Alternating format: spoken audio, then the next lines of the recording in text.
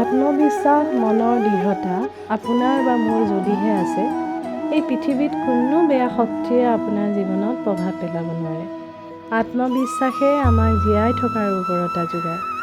আমাৰ মনোবল প্ৰবল হ'লে জীৱনত কেতিয়াও পাছলৈ চাব লগা নহয়। আমি প্ৰতিটো খোজতে বহুত বাধাৰ সন্মুখীন হ'ব লগা হয়। আমি আমাৰ আত্মবিশ্বাসে ধৈৰ্য সহকাৰে সেই কাঁইটীয়া বাটবোৰ বুলিব লাগিব। ঈশ্বৰে সেইজনকহে সহায় কৰে যিয়ে বিপদত আত্মবিশ্বাস আৰু ধৈৰ্য নেহেৰুৱায়। এষাৰ কথা আছে, বিশ্বাসে নিলয় ভৰি।